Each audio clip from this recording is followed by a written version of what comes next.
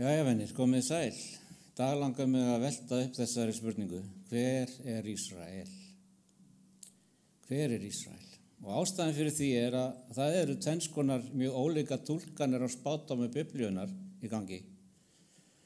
Og milljónir leita bókstaflega til Miðausturlanda eftir bókstaflegum afkomendum Abrahams varandi það að Guð uppfylli allt gamla testamentið og þau loforð, þessi fyrirheit sem að Guð gaf Ísrael. Og þegar við horfum á ástandið þá sjáum við að það er ekki bjart en samt margt sem er að gerast þar. En það er beinlega strefið áfram af fólki sem hefur slíka trú, bæði gyðingum og kristnum. Og til að geta séð spádómana rætast með slíkum hætti hafa menn komið upp með kenningu sem kallast leynileg burthrifning. Og sú kenning gengur út á það að eina leiðin til þess að Guð muni nokkuð tímann geta uppfyllt öll loforð sín gagnvart Ísrael, að það er að ef kirkjan víkur úr vegi og hverfi sé ekki lengur til staðar. Og svo það sem hefur gerst er að þessi tilbúna kenning sem á ekki neitt grundvöll í Biblíunni og er kölluð leynileg burthrifning hefur verið fundin upp og fullyrt er að það sem sé að fara að gerast er að öll kirkjan mun bara hverfa á augnabliki. The Left Behind myndin gerði þetta viðhorf vinsælt. Og þá getur Guð, þar sem að kirkjan er horfin, uppfyllt gamla testamentið, gamla sáttmálan, loforðin sem hann að þeirra mati á skylt að uppfylla gagnvart Ísrael. Þetta er hugmynd milljóna kristinna manna.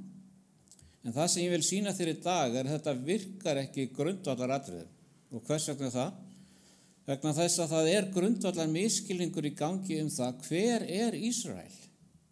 Og það sem mér langar að gera er að skoða þetta út frá Biblíunni, því það sem Biblían kennir er það sem skiptir máli, ekki hugmyndir manna. Og mér langar að byrja aðeins á því að kannski á svolítið sérstökum stað, en mér langar að sýna þér merkilega hliðstæður á milli reynslu Adams, Nóa og svo Ísraels. Byrjum þetta bara strax í upphafi Biblíunni, fyrstu versin. Í upphafi skapaði Guð himinn og jörð og svo í öðru versi, jörðin var þá auð og tóm og myrkur grúfði yfir djúpinu og andi Guð sveif yfir vötnunum. Og það er augljóst að þarna í versi 2 þá er hnötturinn hölinn vatni og andi Guð svífur yfir þessum stóra fljótandi massa. Og síðan í versi 7 tökum við eftir að það segir að þá gjörði Guð festinguna og greindi vötnin sem voru undir festingunni frá þeim vötnum sem voru yfir henni og það var svo. Og sjáum þetta fyrir okkur, Guð hann greinir í sundur vötnin. Sjáðu síðan í öðrum kafla í 7. versi að þar segir þá myndaði drottinn Guð manninn af leiri jarðar og blés lífsanda í nasir hans og þannig varð maðurinn lifandi sál. Guð er hér að skapa mann í hans mynd sem mun trúfarslega, samviskusamlega, stöðulega hlýða orði hans og þannig getur hann verið fulltrúi Guðs og gæsku hans og persónuleika. En Adam mistókst algjörlega og síðan koma Kain og Abel og Kain drepur Abel og allt fór til fjandans. Og reyndar svo gjörsamlega að Guð segir síðar að heimurinn sé orðin svo hræðilegur að allar hugrenningar hjarta mannsins voru ekkert annað en illska alla daga.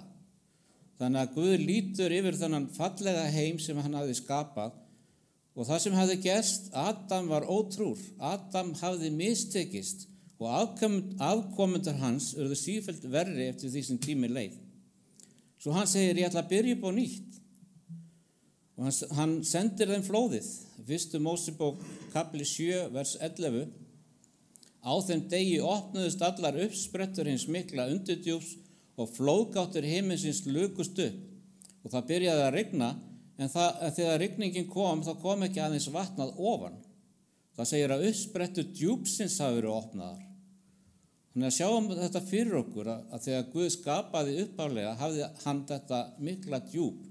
Og svo grípur hann inn í og skildi vötnin í sundur, en í flóðinu segir hann að uppsprettur undirdjúpsins og flóðgáttir himinsins hafi opnast, svo nú er jörðin aftur hulin vatni. Þannig að Guð í grundvallaratriðum er að snúa við því sem hann hafi gert í sköpuninni. Í sköpuninni byrjaði hann á því að skilja vötnin í sundur, en í flóðinu sameinar hann vötnin á ný. Og sjáu svo hér þessi 2 vers saman, 1. Mósebók 1:2 og svo 8:1. Jörðin var þó auð og tóm og myrkur grúfði yfir djúpinu og andi Guðs sveif yfir vötnunum. Og síðan 8:1, Guð lét vind blása yfir jörðina svo að vatnið sjatnaði. Og orðið vindur, það sama orðið sem oft þýtt andi, og því það mjög merkilegt að í báðum þessum versum það andi Guð sem aðskilur vötnin. Það andi Guð sem kemur þessu til leiðar. Og í upphafi var áætlun Guðs að Adam myndi lifa réttlátu lífi, að vera þannig sannur fulltrúi Guðs, en Adam mistókst. Svo Guð hér ætlar að endurræsa, hann ætlar að endurstilla sköpunina og hann komið með nýjan mann, nýjan fulltrúa sinn, og þessi nýji maður Nói. Sjáðu nú kafla 9 og vers 20 og 21. Nói gjörðist akuryrkjumaður og plantaði víngarð. Starf hans var að sinna garðinum, sjá garðin. Hann hafði yfirráð yfir garðinum, alveg eins og Adam hafði verið uppálagt að gera. Og síðan hér í 21. versi það segir, og hann drakk af víninu og var drukkinn og lá nakinn í tjaldi sínu. Þetta stórmerkilegt að Guð byrjaði í upphafi með mann í garði sem féll vegna ávaxtar og hann endurræsi sköpunina, og hér höfum við Guð með nýjan mann, Nóa. Nói á að vera nýr Adam. Nói verður fulltrúi Guðs, en leið og hann stígur úr örkinni, plantar hann víngarð, bruggar sér drykk af uppskerunni og verður svo drukkinn að hann klúðrar öllu. Merkilegt. Adam misti þetta allt sem fyrir matarlist, og Nói hann bregst á sama hátt. Og þannig byrjar Guð á Adam. Adam maðurinn hans. Adam mistekst. Hann byrjar á nýtt með Nóa, endurstillir allt sköpunarferlið. Nói minn maður, en Nói bregst líka. Þannig að Guð þarf aftur að byrja upp á nýtt, en núna byrjar hann ekki eins og áður. Guð kallaði mann og hann hét Abraham. Abraham átti son, samkvæmt fyrirheiti. Hann hét Ísak sem þýðir hlátur, og Ísak eignast Jakob, og orðið Jakob þýðir svikari eða brögðóttur, sá sem grípur í hælinn. Og þú þekkir söguna að Jakob hann hljóp í burtu, fór til Labans og hann var þar, og þegar hann kom aftur átti hann í átökum með bróður sinn Esaú. Svo við sjáum það í 1. Mósebók kafla 32 að það segir, Jakob gjörði sendimenn á undan sér til Esaú bróður síns til Sýrlands, Edom héraðs. Og hann bauð þeim og sagði, segið svo herra mínum Esaú, svo segir þjónninn Jakob, ég hef dvalið hjá Laban og verið þar allt til þessa, og ég hef eignast uxa, asna og sauði, þræla og ambáttir, og sendi ég nú til herra míns að láta hann vita það, svo að ég megi finna náð í augum þínum. Jakob satt að segja dauðhræddur. Hann hefur stolið frumburðaréttinum, hann tók upp blessun föðursins með brögðum, og hann flúði frá Esaú vegna þess að Esaú ætlaði að drepa hann. Og nú kemur hann aftur eftir 20 ár, og svo sendir hann boðberana út, og í grundvallaratriðum segir hann, farið og róið Esaú niður.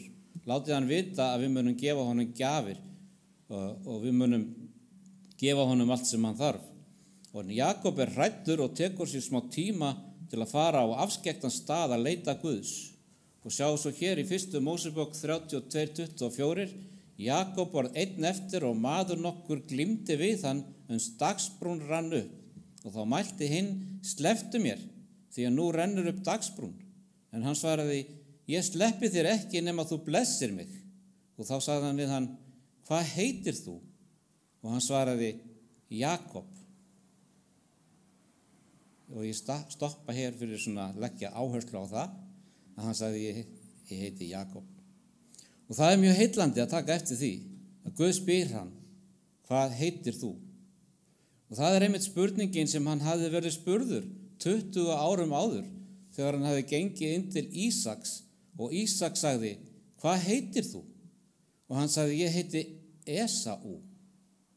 3 sinnum var hann spurður hvað hann héti, og það sem hann var að reyna að taka frumburðaréttin af Esaú bróður sínum með brögðum. Hvað heitir þú? Esaú.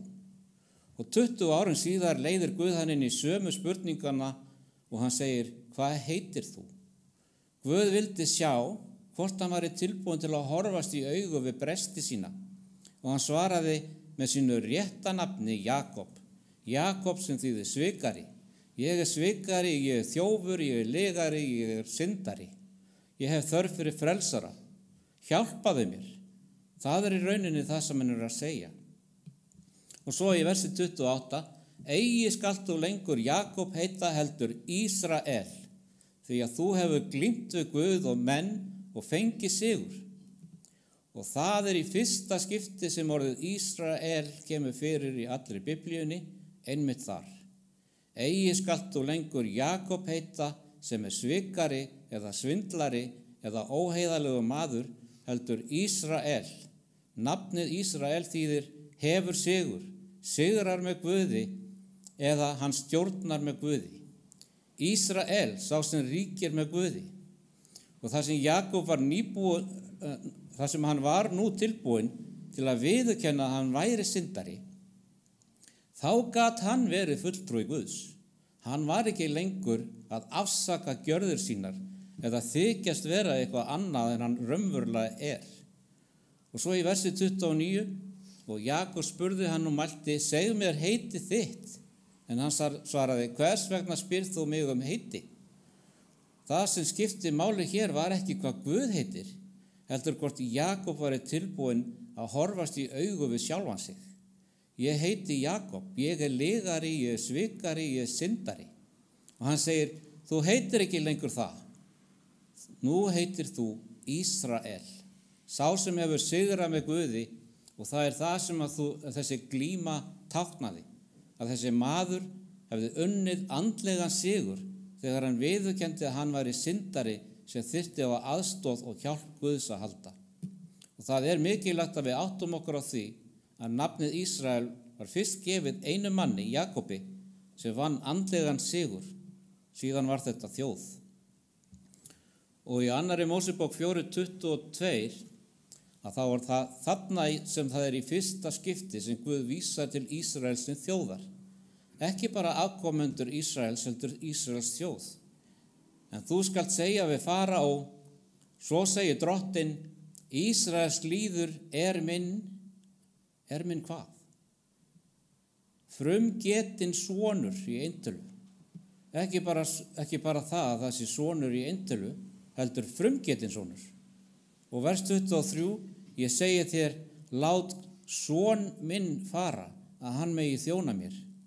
En vilji þú eigi hann lausan láta, sjá þá skal ég deyða frumgetinn son þinn.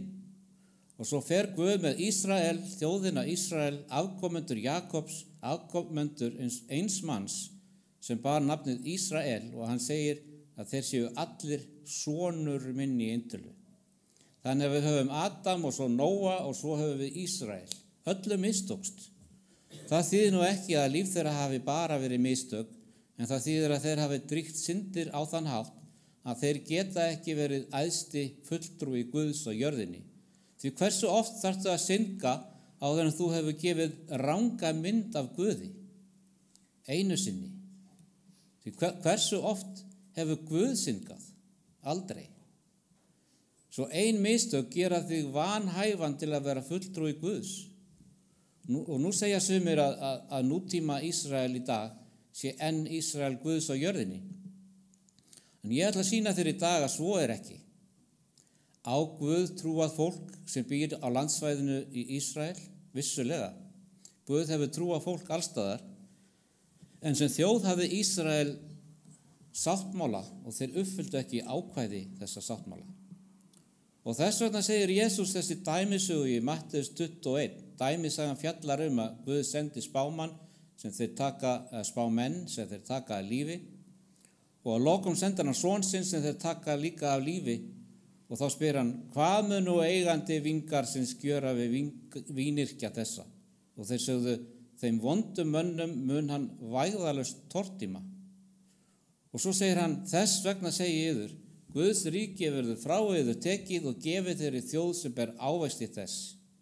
Jesús sá fyrir að Ísraels þjóðin innsiglaði örlög sín með því að taka ekki á móti honum. Og svo í Mattheus 24:2 segir Jesús: Sannlega segi ég yður, hér mun ekki eftir látin steinn ef steini eigi sér niður brotinn. Messíasi var hafnað, borginni var eytt og það það sem mátti búast við. Ísrael uppfyldi ekki sáttmálslofar sitt, Guð sneri sér að heiðingjónum og dómur sem hægt hefði verið að forðast. Og þetta vekur upp spurningar: ef Adam mistókst og Nói mistókst og Ísrael mistókst, verðum við nú að trúa því að nútíma Ísrael sé enn Ísrael Guðs og Guð bíður bara eftir því að þeir nái sínu fram og vona að allt fari vel í núverandi pólitísku andrúmslofti? Menn reyna að sjá það fyrir sér með einhverjum hætti og til að geta það hafa þeir fundið upp þessa kenningu, leynilega burthrifningu, hrífa kirkjuna í burtu og þá getur Guð uppfyllt öll loforð sín gagnvart þjóðinni Ísrael. Í þeirra huga þá verður það að vera þannig, því hvað verður öll þessi loforð sem Guð gaf Ísrael? Svarið einfalt. Guð hefur nú þegar annað Ísrael sem sannur fulltrúi Guðs á þessari jörð. Og hver þessi Ísrael? Við skulum kíkja á hver það er. En rifjum aðeins upp söguna. Hvernig varð þjóðin Ísrael til? Maður að nafni Jósef dreymdi draum og Ísraels menn voru leiddir niður til Egyptalands tíma. Og hvað með Jesú? Jarneskur faðir hans hét Jósef.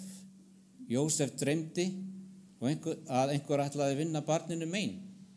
Og engillinn sagði honum að fara með barnið hvert? Farðu með barnið til Egyptalands. Og rétt eins og þjóðin Ísrael dvaldi í Egyptalandi tíma, dvaldi Jesú tíma í Egyptalandi þar til Jósef dreymir aftur. Þar sem honum sagt: sá sem leitaðist við að drepa Jesú nú dáinn. Þú getur farið tilbaka út úr Egyptalandi. Og hvað gerðist eftir það? Hann leiddur að ánni Jórdan til að skýrast. Og nú skulum við hugsa það í smá stund, að þegar Faraó gaf sig að lokum og lét Ísraelsmenn fara, hvar var fyrsti staðurinn sem þeir komu til? Hvað var það fyrsta sem gerðist? Það var Rauðahafið. Svo sjáðu þetta, þeir fara til Egyptalands, þeir dvelja í Egyptalandi, þeir eru kallaðir frá Egyptalandi og þeir fara til Rauðahafsins. Og Páll skrifar að ferð þeirra í gegnum Rauðahafið hafi verið skírn. Á sama hátt eftir að Jesús var kallaður út úr Egyptalandi, þá var hann skírður.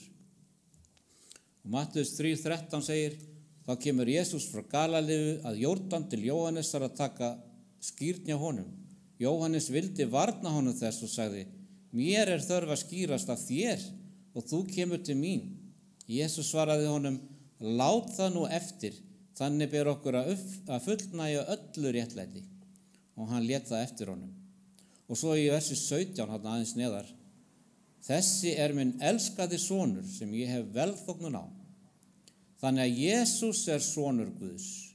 Og spurning: hver var sonur Guðs í annarri Mósebók 4. kafla sem við vorum að lesa hér rétt áðan, þegar að Móse talaði við Faraó? Ísrael. Mundu að það það sem Móse sagði við Faraó: lát son minn fara, frumgetinn son minn Ísrael. Og Guð segir hér: þessi minn elskaði sonur sem ég hef velþóknun á. Guð hefur svo sannarlega ekki alltaf haft velþóknun á þjóðinni Ísrael. Og eins og þjóðin Ísrael hafði farið til Egyptalands vegna þess að maður að nafni Jósef dreymdi draum, dvaldi síðan í Egyptalandi tíma, voru síðan kallaðir frá Egyptalandi og fóru í gegnum vatnið, það sama á við Jesús.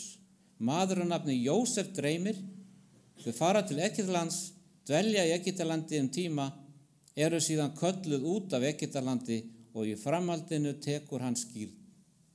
Og hvert fara svo Ísraelsmenn eftir að þeir hafa farið Rauðahafið?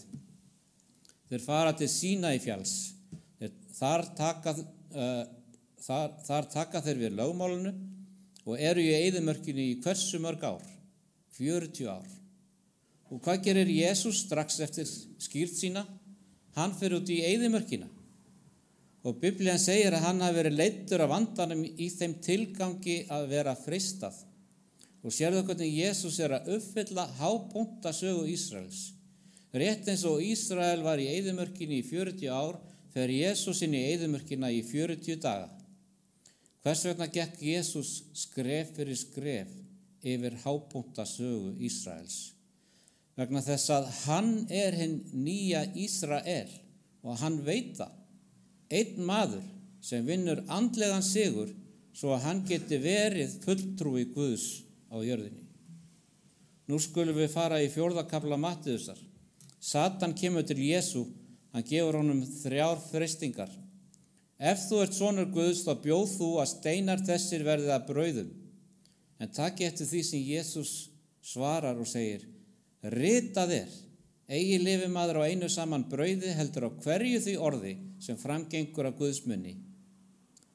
Adam brást vegna ávaxtar, Nói brást vegna ávaxtar víngarðarins, og djöfullinn kemur og hann hugsa með sér: Ég hef séð þetta áður.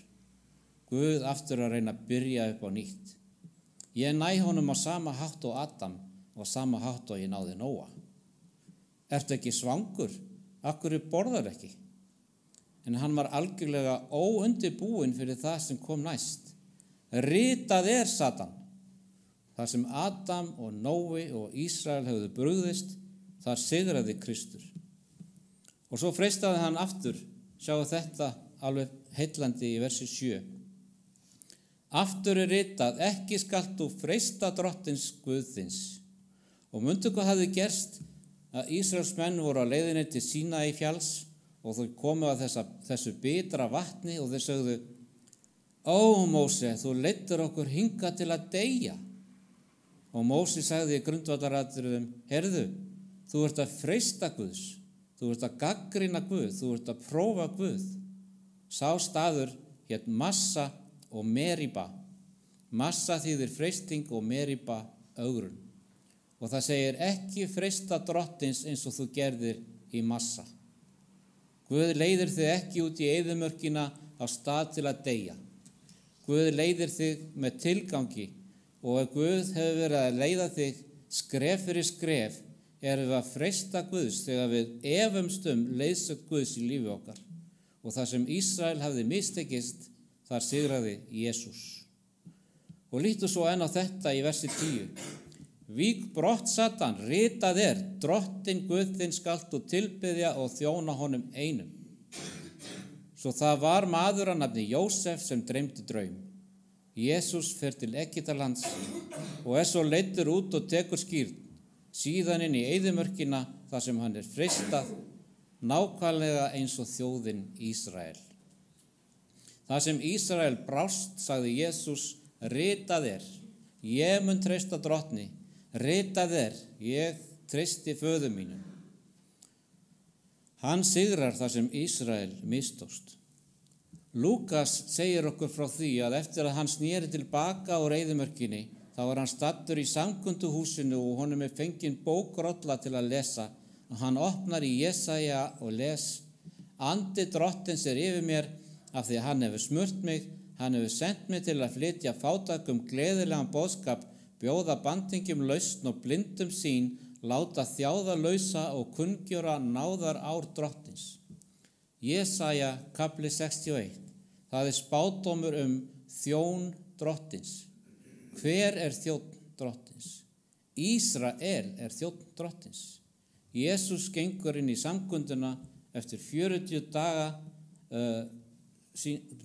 daga sína í eyðimörkinni, eftir að hafa sigrað með ritað er, og hann vitnar í Jesaja 61 sem allir í samkunduhúsinu vissu að væri tilvísun í þjón drottins Ísrael. En athugaðu hvað Jesús segir. Þeir voru algjörlega óviðbúnir þessu í versi 20. Síðan lukti hann aftur bókinni, fékk hann að þjónunum og settist niður, en augu allra í samkundinu hvíldu á honum. Hann tók þá að tala til þeirra, og hvað segir hann?